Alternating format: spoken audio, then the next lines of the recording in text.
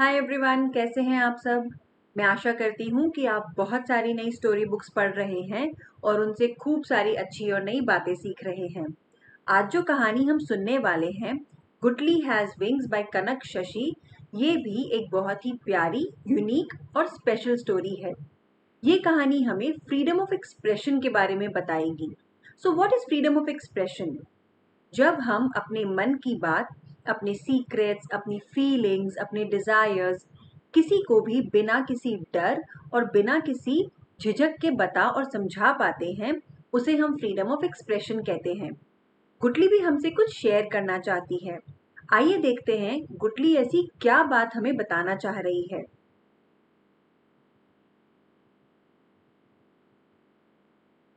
Gutli lived with her ma, papa, brother, and sister.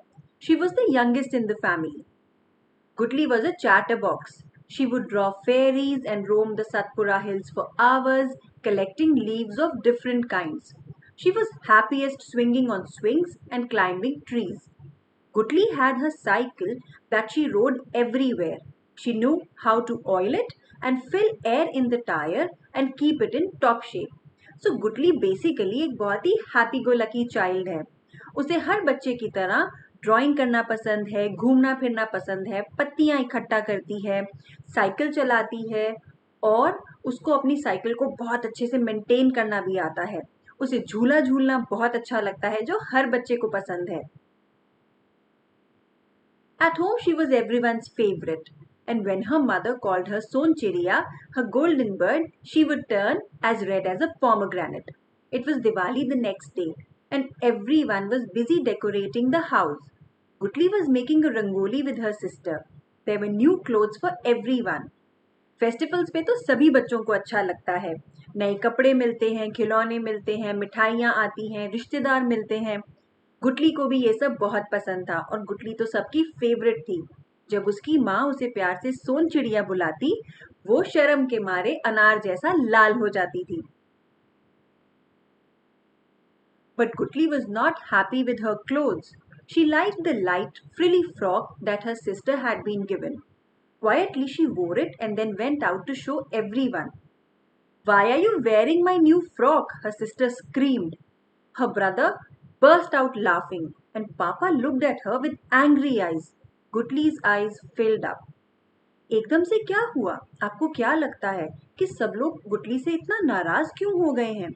जब उसने अपने बहन की फ्रॉक पहनी, कोई हंस रहा है, कोई चिल्ला रहा है, उसके पापा नाराज हो रहे हैं। गुटली की आंखें भर आईं। Ma took her inside and hugged her. Then gently she said, Son, you are a boy. You should wear your own clothes, not your sister's. But I want to be a fairy. And why do you keep saying I'm a boy when I'm a girl? Because you are like your brother, not like your sister. Boys are boys and girls are girls, गुटली। गुटली की माँ ने उसे समझाया कि वो एक लड़का है और उसे लड़कियों की फ्रॉक पहनना शोभा नहीं देता है। लेकिन गुटली ने कहा, नहीं, मुझे तो लड़कियों की तरह फ्रॉक पहनना ही पसंद है। No, no, I'm a fairy. Gutli was adamant. Boys are not fairies, they are prince. And you are the most handsome, sweet little prince in the whole world. Ma gave him a hug. Gutli separated herself from her mother's hug. I am not a prince. I'm a girl and I'm a fairy and I want to wear this dress. Ma's voice was angry now. Don't be stubborn. You are a boy. Now go and change out of your frock, she said and went out. गुटली की माँ अब नाराज हो गई कि गुटली उनकी बात नहीं मान रही थी। उन्होंने गुस्से में उसे कपड़े चेंज करने के लिए बोला। All through Diwali, Gutli was sad. Even amidst the noise of crackers, the glowing diyas, and the food and sweets, she felt alone, lost in her own thoughts, away from everyone else's laughter and happiness. गुटली का दुखी होना तो अब लाजमी है, क्योंकि उसे लगता है कि उसकी माँ ने, उसकी फैमिली ने उसकी फीलिंग्स और इमोशंस को नहीं समझा। तो फेस्टिवल में जब सब इतने खुश हैं, गुटली जो है वो एकदम उदास हो गई है। उसका मन अपने आप को बिल्कुल अकेला महसूस कर रहा है। After this, Gutli grew very quiet and began to stay by herself. She would talk only to the trees and leaves among which she roamed, and to a few little chickens that she was friends with. The sound of her chatter vanished from the house. गुटली की आवाज अब उसके घर में आती ही नहीं थी क्योंकि वो बिल्कुल चुप हो गई। वो सिर्फ नेचर में ट्रीज से, जानवरों से बातें करने लग गई क्योंकि उसे लगा कि उसके घर वाले उसकी फीलिंग्स को, उसकी इच्छाओं को समझ ही नहीं पा रहे हैं। On one such quiet day, when Gutli returned home after walking in the hills, her mother called her and gave her a packet. Gutli opened it quietly and then her face started to smile. She looked at her mother in surprise.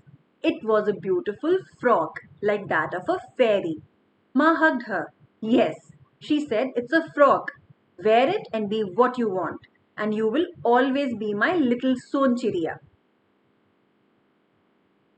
सी इस picture में गुटली कितनी खुश लग रही है।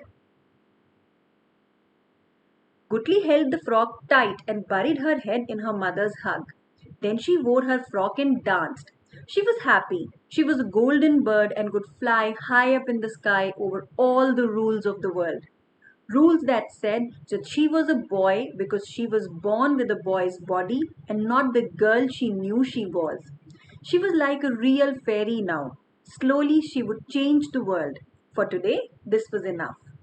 गुटली finally अब बहुत खुश है क्योंकि उसकी माँ ने, उसकी फैमिली ने उसकी फीलिंग्स को, उसकी इच्छाओं को समझा है। जिस तरीके से उसकी खुशी जाहिर हो रही है, आप देख सकते हैं वो झूले पे कितनी खुश है क्योंकि अब उसे ये चीज़ रियलाइज हो गई कि क्योंकि वो एक लड़के के शरीर में पैदा हुई है, इसका मतलब ये नहीं है कि वो एक फ्रॉक नहीं पहन सकती और वो चीज़ें नहीं कर सकती जो उसे एज अ गर्ल बन के करना अच्छा लगता है। गुटली को लगा कि आज के लिए इतनी खुशी काफ़ी है कि मुझे मेरी फैमिली ने समझा और सपोर्ट किया। ये कहानी कितनी ब्यूटीफुल है। ये हमें ये समझाती है कि हमें दूसरों की आइडेंटिटी को, उनकी इंडिविजुअलिटी को रिस्पेक्ट करना चाहिए। हमें दूसरों की चॉइसेस को, उनके लाइक्स और डिसलाइक्स को आदर देना चाहिए। इस महीने जो जून मंथ है, ये प्राइड मंथ है, ये कहानी बिल्कुल ब्यूटीफुली हमें इस बात को समझाती है कि फ्रीडम ऑफ एक्सप्रेशन का इम्पोर्टेंस कितना ज़रूरी है कि हम दूसरों के एक्सप्रेशंस को, उनकी फीलिंग्स को, उनकी भावनाओं को समझें और रिस्पेक्ट करें।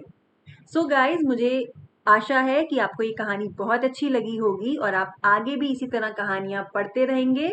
Until next time, bye.